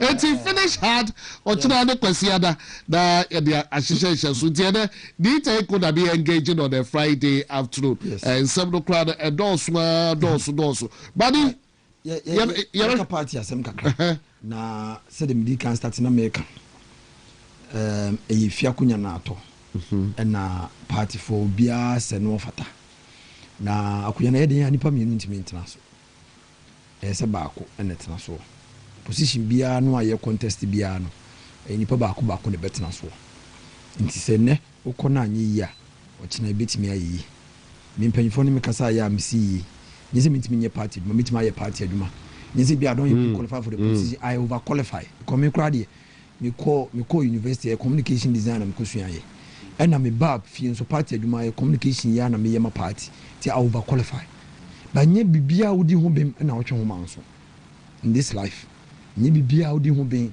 na wotwe manso sometimes you have to let go you won't go bibire horma even up till now tempefo no akasa na ebema nyoma adwo echina na de beto ho ne be ya fine if you still want to contest the make can say enye do or die enye afi na akofa tax abachina because and the media that we have in this country enye the traditional media nko somebody can just pick the phone no the cover bibi na ma party di money say di money ma party no nya akono na wo di dance after Alhaji Dr. Mahmood ba wo ho ayi na muntu obi akina wo betuo won hwe be ma wo nwa bi a oye party ni ebeti ada ama 2028 kwa onye campaign onkonkoto aba enti ye nwini sa anyomo ni nyina ho ni ehunu se eye Ghana man ye pe ni ye ene ye pese ye mpanyfo ni ye boa ni ye kwaji Ghana si ye Dr. Alhaji Mahmood Bawumia ni so ade hunu ayigidi ye se ebe boa ye man Ghana yi ayi afri nkwaso a ne se se John Dramani Mama de man efam yi omani bebi ye du ni se ne mampanyini di Ghana sika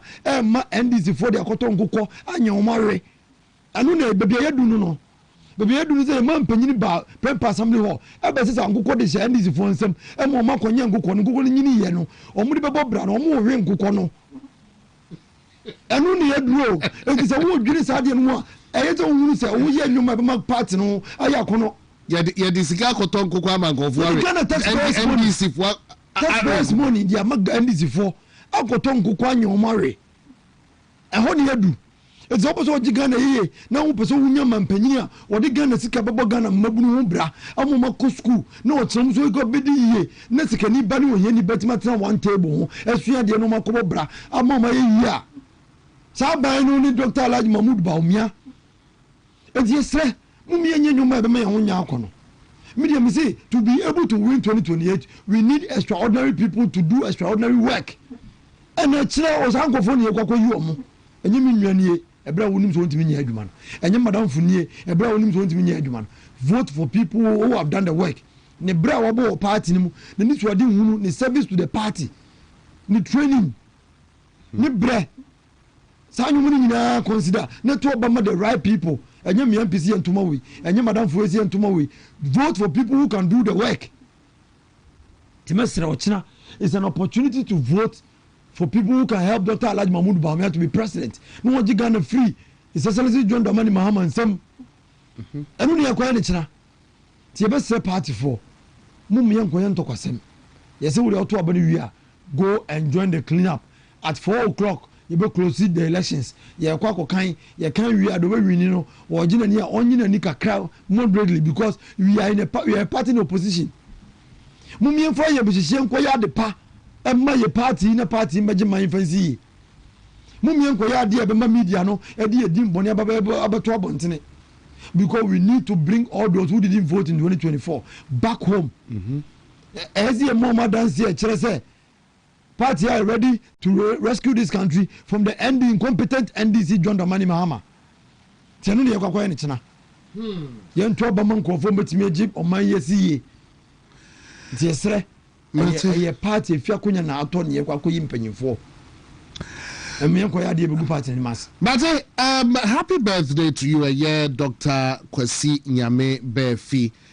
Dr. Kwesi Nyame Befi. Happy birthday to you, baby Biara Wubia. Your communicators, Asante Regional Communicators in Bako. Dr. Solomon Kwatim Fuku. He is now Professor Solomon Kwatim Fuku. Official is now Professor. And now official on your Dr. Solomon Kwati Fukubium. Now that is cause for celebration. Yes, now Professor Foku. So Ubenya problem. Professor Foku, Professor Kwati Solomon Kwati Fuku. It is a friend Dr. Biomua Watumra. It's the congratulating for a nice feat in life. And encourage you more actually. Nice. About Brania Kokodrusa, fine gentleman. He has served this party well, and I believe says Nyami Adum na party Babemwa. The party will recognize Professor Foku, Professor Solomon Kwatim Fuku. When you are there Friday, we are one logo line. That's celebrating a nice feat by Professor Solomon Kwatim Fuku. I'm present me. I'll let you now. Your team, no. We have doctors, we have professors, and we have the man. Now, okay. Happy birthday to you as well, Mrs. Helena Ofori, and then and it's coming in from Honorable Banahene and family, former Honorable Banahene and family, and we show happy birthday, Mrs. Helena Ofori. Nti onona oda TV no eso no nti Mrs. Helena Ofori na na oda mamenya ayi kakra ese unwa wonum kromu a odi mpamu da ye besere party for say communication adwuma ya ye TV so ye betena radio so ye betena it takes sacrifice be. You fuel your car to go to all these radio stations. You take your money to buy data. You will be called for communication officers across Ashanti region. Or call Amansi Hobebia, Christian. Who's a Lester? Why yes, Christian Opoku Ajimai. Or say Papa. Last time Obama America. Or Chinan year to a balance in Pachobonkai. Oko Babia Ayui. Nkwampa ni real name na me sure say the man for no so amuti enim Nkwampa also communication okay baby ayiwi secretary Nyamesem Nyamesem constituency Kwabri East yes Nkwampa ba communication na say Nyamesem na mo so ko Nyamesem dey say no me obi contest no Yeah, me say be contesting. Be contesting. Obi contesting no na. So they are contesting on chairman want to make us over to school fees. I am some day. Kwabri am some say friend. Because of the service they are done for the party. Yeah. Nti hon so. But the part of one na Victor so ewo nsuta kwa man be poso. Go for chairman. Victor Sepoku. My former friend. Yes, my former friend Victor Sepoku. Yes, I'll call for chairman. I think that the youth should be encouraged. Oh yes. To go for positions. Oh yes. Also, call for chairman for. Yeah. Also, these are fine gentlemen. I must sacrifice all my time, their money for this party. What man can would be a fachemi? And then the entire member said, Baba call from a year man pon, a year Emmanuel, a J. Sifa. For constituency secretary, Emmanuel J. Sifa, a year constituency secretary, Mampon constituency ho, and or contesting also. Yes, the name for the and Dasuno Emmanuel J. Sifa, yes, na constituency. Just a Edino, yes, Okasa will be DH. Ransford attack Kwabna. Achumampudia also call for secretary. Yeah. Media Maka, Mr. Kaminian Subia. Anka every day I'll go out there to campaign for him. Because me, I've seen it before. Where if Drew be able to MP or Honorable Watobaha. Now obey Hiani man for some bonachidom. Not Bemen. And I believe on him the last elections. The last time no was say or year or printed t-shirts about 1,000. The money MP said one from one final campaign. These are people that I believe they are sacrificing for this party. For all about 6 years. About 3 years, about party no de wrote Sabis in there. The Yakache man for say. So we are a young Cromo Dimpamudano. It means as a ne or by a second vice chairman for. Achuman will be just out a idea of a party. No. Maminko, Miami, Ralph. Or in a bad than I can say yes. And so Ralph Eco Secretary. Ralph Eco Secretary. The best man for me say.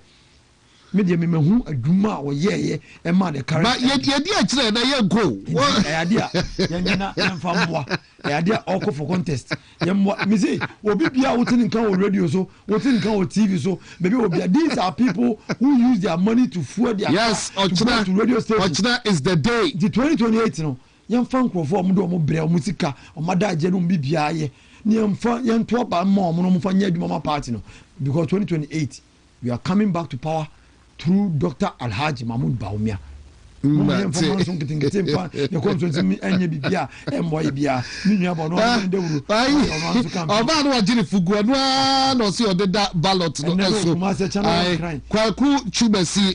Kwaku Chubesi just walked in. Now, what do we say? Bema Kwaku Chubesi, member of the NPP communications team, or call for communications director, Menshia South constituency. Iti Kwaku Chumesi so ewa hadoma. Iti Kwaku Chumesi so atnase ewa jumedie so ye babe engage Kwaku Chumesi briefly. Na sise no dem.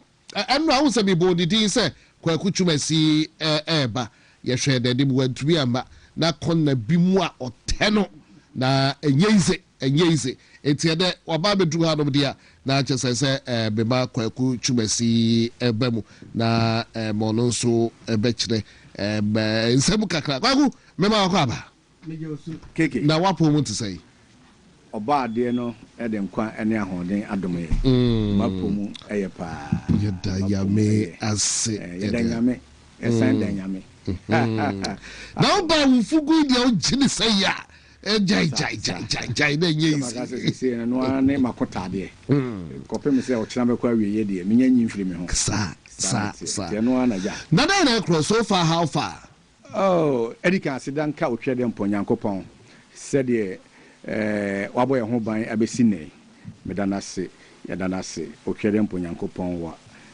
ahobambo kese a ode abone ma menchia manchia south fo nyina manchia south menchia mo nyina titro MP yewura lawyer nana ajeba fo awua minja ni dimboda lawyer Nana Jeba Fowa mechiawo anwumre yachiawo anwumre ene manhia South for nyina efi polling station so eba committee electoral area committee members and a constituency executives nyina mechiawo bibia nyame ya adoma wa wonim de eda yanim somebody ali ochina yame ya adoma ochina ena yeto ya aba no ntimi fa akwanya we so na menka nkyere manhia South for nyina se nkomodie bi a ne fam frama mu se yenim ba bi a ye beto no ne ade no enye no kre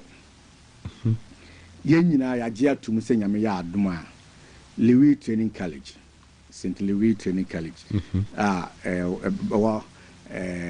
nana Washington ebisu sampie GPRT for nana do ya boache ho former GPRT boss akwasi omre finidin sampie be emrom on say wa woni mo bia obi oti Ashton bia oto abade obi oti Ashton bia nim St. Louis ho na yeto aba no mo primary basic school ho no mo na yeden yeto aba no enti se obi be ka kire obi se ba bia ye beto aba ye nyan enhye da no de enye no kreda titru afia ko bi fo a mo hye anwum awiai em se nkasaye no mo panyi ba ko ka kire mo se mo nyina mo meboa ma no na ba bia mo kwakoto aba no ye nhye da hu enye no kreda isi sa niema we na ye nim se abato duru a ya na niema bi koso ba ya na ha adwen se panyi mumu a we coordinator na obedi udi domanim na be ka kire mo se kira kra ba bia beto aba no ye nhye da nim ti mo meboa ma no wa hansa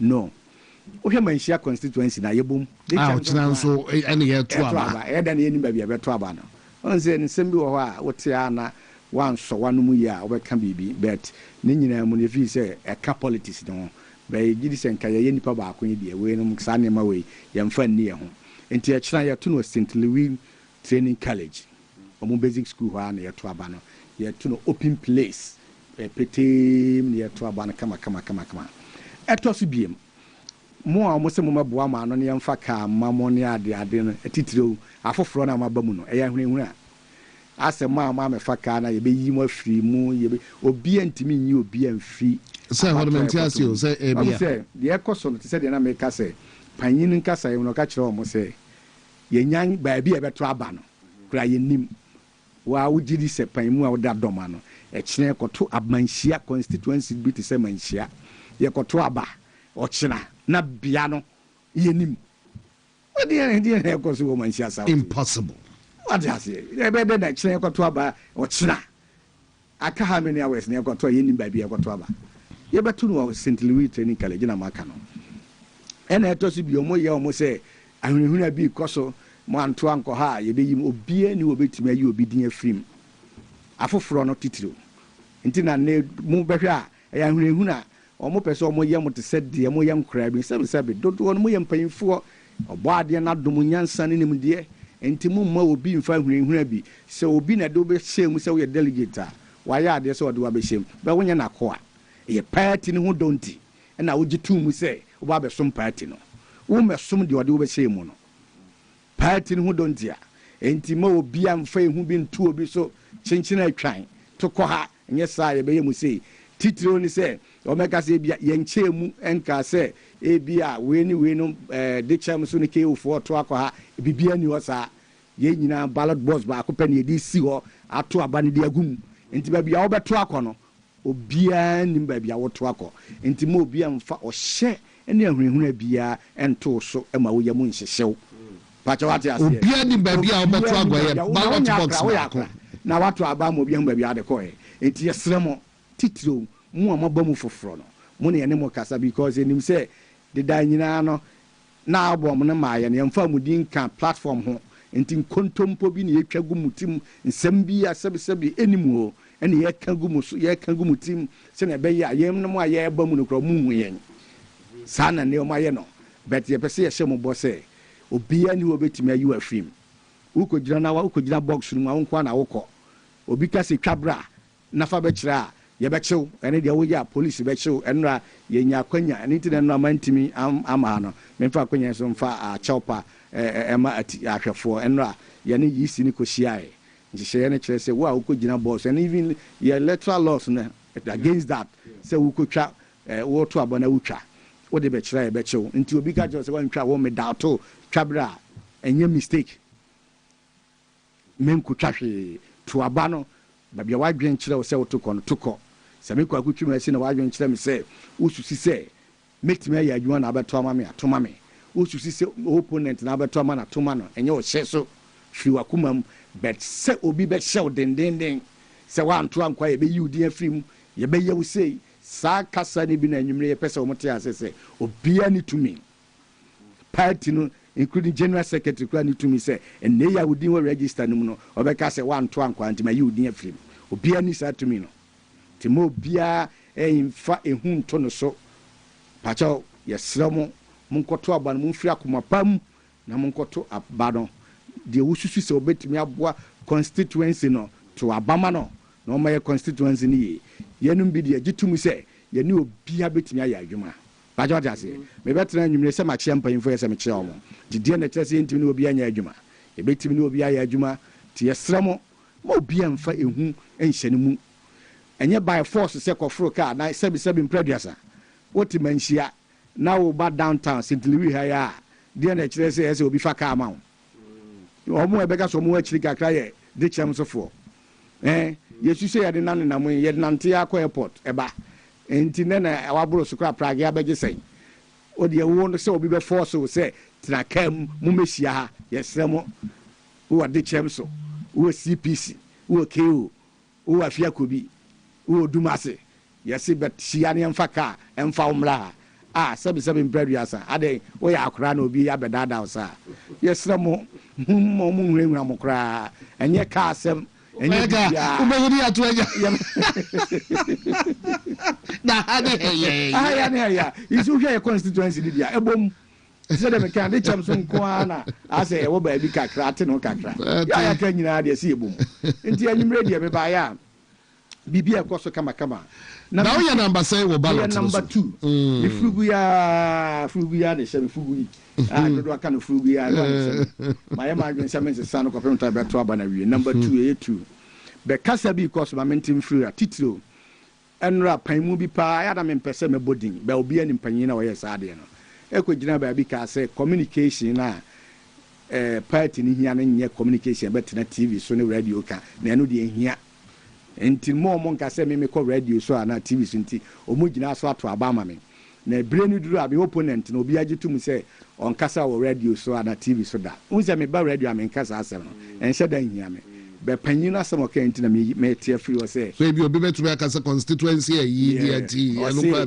brenu duru a ye beto pick up na ye de honso aguso na wo de nam constituency nim na wa kan de yes ye na ne ya ye kase ye ka asem to MPP ni so a ye de sa ho so na be nante ayi ano ana wan se na de ni sitie na na ya wan ya because nipa no ye nyina nim se nema bi wan kani kan se efri na no ba ba sa na wo be yi ano ana ye den na ye num bi nim so no ntete ya na ye wo no e che se efie ba akoma de nti obi ka asem a ye se fa kwan bi so kura yi na no nti mesra mo a ye ka sa asem no to mutim se mo age adi se ampa o se ni ampa communication hia wo ye party mu no pa cha ya bro na mu pese mu di party no minu ati hai arrested ti hai adwuma wo ye ma party no eno ne ye de hon so ye ti wa hu se akoya se constituency din kwa na o pese bia ka se ye dwen ho na de aka ne fa ne ye be kwa akobo ye wura Dr. Mahmoud Ba omia hom Dawdo ye kan ya ebia panmu bi wo constituency no wasem beba national nti constituency wa na yemfa ho so na ntenka na isi yakoba bia akoka wasem nti ma yemfa abato entum futuro engu nipa ni sade na eye ato to campaign no yes house to house no ye nyina hu kasa ye ka ye ko house to house ni bi ye video wa chesa mpa ya na so bi wo jino bi ani kwa ne ho popo enye obi na ese wakasa ti mi stress akasa na buy free panyina no buy no men ka say nya no kra na say be bet communication our radio so na new media ehia papa our radio TV any new media ehia amema one example na anu ya yeto abawie MP radio me use MP the example yewura lawyer Nana J Bafo awura Ashanti regional minister to ne din Soloku MP eye me a me constituency nim na me gigina mu e wo Facebook ni ma me twetwere e na so katae ene radio me nyakwa e kire mu ma manfo hu se oba ya Ashanti ma mu ha uyi ye kete ne yado aye mpanyimfo ne de a ye Soloku de enye den ye mfa ni agro nti Asante ma Soloku na be part and parcel of us me defend am na sa Soloku MP no awu nti nipa na okwa kire mo se enye radio ni TV so ne ye de ye no enye fa na nka me ngo gina nti afi na nka me fa horns and anti constituency no nka se enye no kra na me gidi se perfect answer me de man ni se sa asem na okan no de me defend MP abra Asante regional minister target ni se oye Soloku MP no me gina radio ni TV so any new media any defending no mpacho what I say mawie ho na to so biem yes me a member of the national communication team tino me wa appointment nti yenkofa obi foforo medi manhia nim eno nso me nka se nipa na twantro but the tie ne say party ni hyehyeye no we a member of the national communication team anya appointment minia ubeti arrest ubeti aka keke usu ubeti mi do anu atum say so we a member of the national communication team enye appointment we a member of the regional communication team enye appointment panina ya power no say regional communication director na national communication director no on ebe power amanfo abeka say asumasia na obenten onima adwuma ne yente mfa ne kan enye group bi a say ne be ya abre ne abre bi betimi asoma mo akọ TV so enti enei me Kwaku twumasi nyame ya adom na ochena bo ade ne ka manhyiafo asia hene ne atu ahene fo kama na moto abama me amekra meti constituency communication team ene nya appointment bajo what ya say enti mu a ya kan to mutim se me wa appointment na me san ba gi manhyia aboso no ene so enya no kre na ya na ye wo wa na ye to be dem niam bi sa dada nkofo sa but nipa no so ka sa no wonder say na president Mahama ye president nipa no so akeke de ya wo mse nipa no ka sa nti na me say me hwe ma no ye because nipa no ka ye nyina ye som no nti ye mpese be yi na no basa na nka ya ndisi ni di anka response no be ye de papa na so bi de so o ka di ye wahu bet ye be sre anya no credit say we national communication member ye tua last days are dangerous appointment any appointment bi a wo soro ho me ni appointment to ba bia communication ya appointment to who the ya ka dey tuwo atumu a charge keke ye bi bottom sika ye party adwuma nkran kumasi so okotran radio ni TV so no aba kumasi na okoda oba utwa kran the risk involved na wanya bibia ma wase wa ye bono kro no so dia senti ha be nya no krese sa de ma no koso enti mesre me de ma no sinama kono mesre asia ahene ni atu ahene fo amoma nhia south me use example ade we example na me de ma no asi from 2017 ba nyina ye ne Zuba nom Abbas Nurudin ne Erika J no nyina na TV so aye de abesi ne to ye ba ye from 2017 besi 2024 ye nya appointment ya mpa ba ye ko position ye da so ye adwuma no se nei MPP titro manhia south mon hwe adwuma ya ye so na mon fanto abamayen na kasa bi ya ma so se MPP de woni sika yanto abama MPP de wo fa bi nima yanto abama MPP de won kan obi ho a yanto abama mo masaka sana enye me na se papa once again Christian Opoku Ajiban Manson Kwanta for communications director Christian you watching I say who dey there we are beba bedum fanta yes me Christian message Manson Kwanta for say we are very dedicated. Very dedicated. Sunday wake just the last time, just this weekend, Yemia Bright, one of the few people on one far in a car, a call. Was a chill baby, a call money with your colleague. This is somebody that you hardly get in but very dedicated. Yes, very dedicated. Time you from Manson Kwanta no back Kumasi, mobile communications are back. The risk involved in other things. Say about Imia Christian Opoku Ajiban na this ye man for the man on so bam. Say the name ka for him ba honano or you be a resourceful with my boy party no at Manson Kwanta.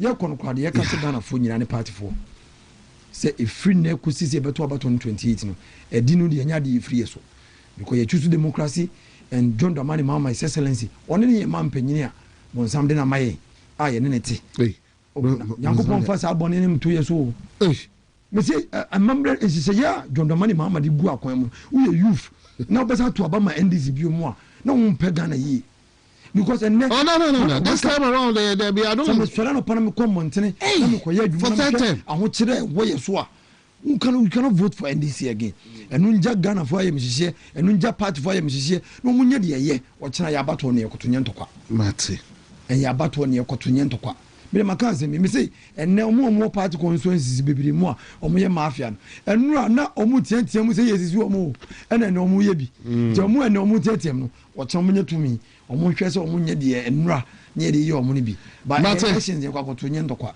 yenye kwa party adwuma na nyame ya Daniel Dr. Alhaji Mahmoud Bawumia and be the next president on GM Film Kwasum mu inshallah bena se baba pawai ne wada je Daniel D Taiko and so ene na wote ye no medana se papa padamada kwa kuchumesi ase wa wo je bre ehwe to Ghana na yumre bia so no medawase papa enti